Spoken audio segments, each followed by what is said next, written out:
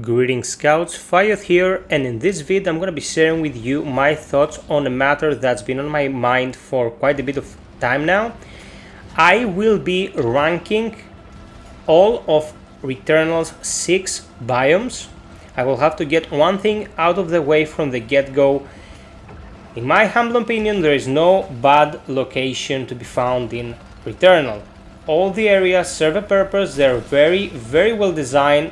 They're pretty much awesome in and themselves, but what we're gonna attempt to do here is rank them from least awesome to the best, and of course I will be waiting to read your thoughts on the matter as well.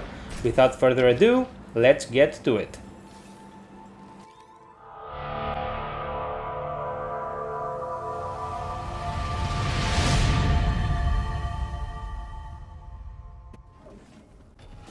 The cake for least enjoyable biome goes to the Fracture Wastes. Now my main issue with Fracture Wastes is the fact that we're always dealing with these annoying drones.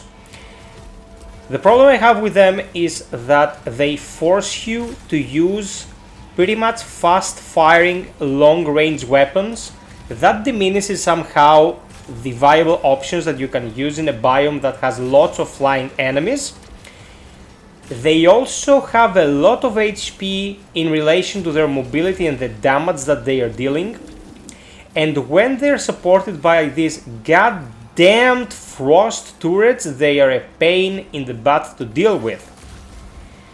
On top of that, we can add to the pot the fact that this is pretty much a reskin of the second biome, and you have a recipe of something that is serviceable and easy to look at, but not as intriguing as the rest of the areas available in the game. For those reasons, the Fracture Waste come out last as number 6. At number 5 we have Echoing Ruins.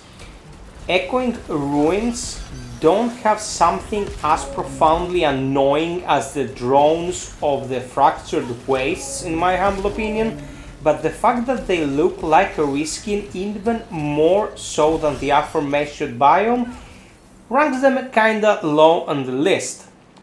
They can also feel a bit imbalanced since they are the beginning of the second cycle, and you can end up fighting some pretty powerful enemies and mini bosses in the secret chambers, and oh boy are they filled with those damn things. So that's why they're at number 5. At number 4 we have Crimson Wastes.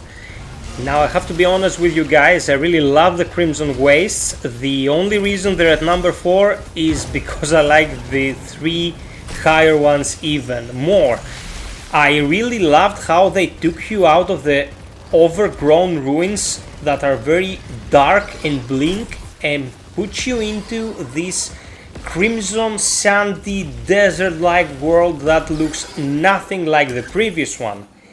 As far as its design go, there is one thing that I'd say is less than perfect though.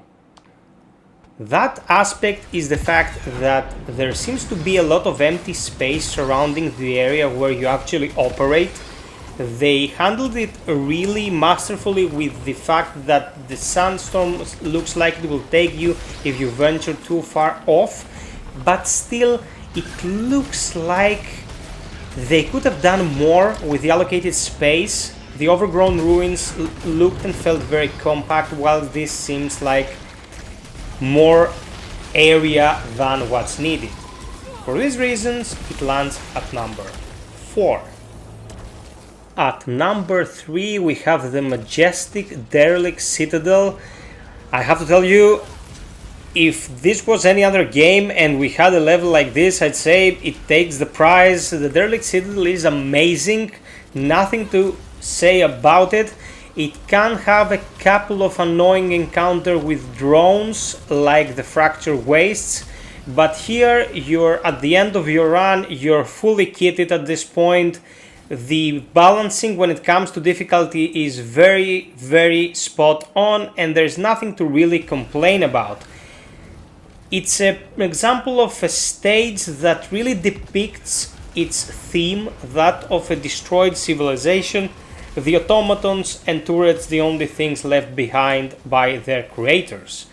An amazing piece of creation lands at number 3. Having the Abyssal Scar at number 2 pretty much gives away our number 1 for this list. The reason the Abyssal Scar is at number 2 is twofold. One is because of its thematic importance. The reason for Celine's anguish stems from something related to the sea, and here we are fighting underwater, figuratively speaking, let's say, under the tremendous pressure of Atropos' ocean. As with Celine's guild, this is a very oppressing environment, a very claustrophobic one, and it really sells itself like so. There are a ton of very powerful enemies in this biome. It's actually a race for survival unless you're very well kitted. Your foes hit like trucks, there is a ton of them, and you really have to optimize your build going in, like you can see me doing in this clip, picking up the resinous seals in order to avoid losing my adrenaline. Really excellent work from Housemarque.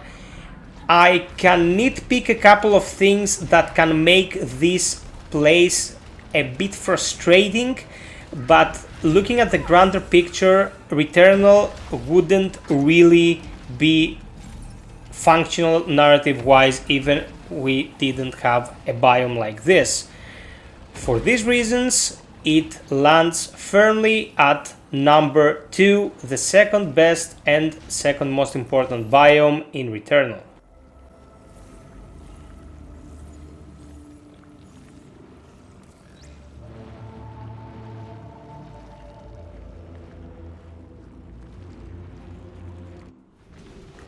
Undisputed at number 1, we have the Overgrown ruins. When I first laid eyes on this landscape, I was mesmerized. This was something like a child's dream coming true for me.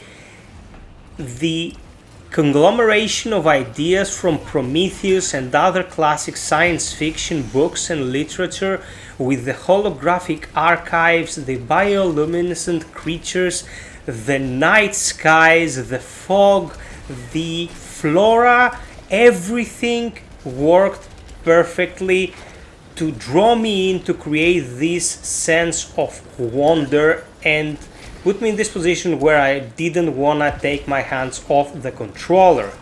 The fact that Celine makes her first discoveries on Atropos whilst exploring the ruins made the impact all that more prominent, like scanning your very first silphium or entering the archive. Such an amazing feeling, such an amazing area to explore and experience. So this is my ranking of RETURNAL's 6 biomes. I'm gonna leave you here with some Frike no damage gameplay and some final thoughts if you have a moment to listen to me.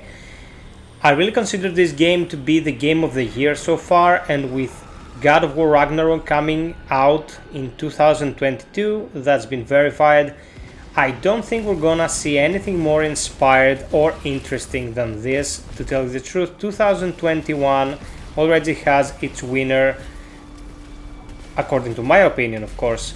The amount of effort put into this from Housemarque, a studio that usually dealt with bullet hell shooters, 2D and isometric ones to be precise, and that historically managed to create pretty much indie scale games, is remarkable.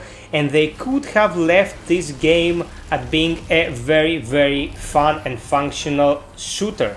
They went the extra mile with the narrative, very inspired, very human and very deep concepts if you dig deeper. They managed to create something that's quite the unique blend, a third-person shooter with roguelike elements, bullet hell elements, and a bit of Metroidvania. up to the point where you get all your permanent upgrades at least.